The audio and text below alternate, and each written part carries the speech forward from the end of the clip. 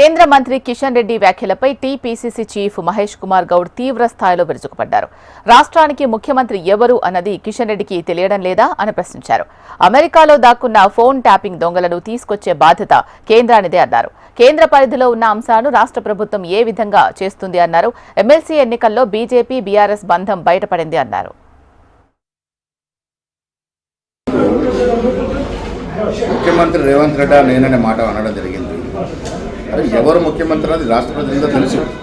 రేవంత్ రెడ్డిని ముఖ్యమంత్రి రాష్ట్ర ప్రజలు ఎన్నుకున్నారు. ఎవరు పరిలో వారు పనిచేయాల్సింది. అమెరికాలో దాక్కున్నటువంటి టెలిఫోన్ ట్యాపింగ్ దొంగల్ని తీసుకొచ్చే బాధ్యత మీదా కాదా దాన్ని స్పష్టం ఇవ్వండి.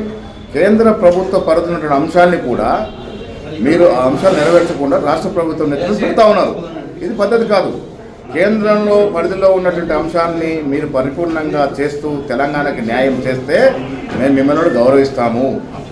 మీ అంశాన్ని పక్కన పెట్టి మీరు లోపాయికారి ఒప్పందంలో భాగంగా బీఆర్ఎస్ నాయకులకు మద్దతునివ్వడం ఇది ప్రజలకు తెలియదని మీరు అనుకుంటా ఉన్నారు. కిషన్ రెడ్డి గారు ఇవన్నీ కూడా ప్రజలకు తెలుస్తూ ఉన్నాయి.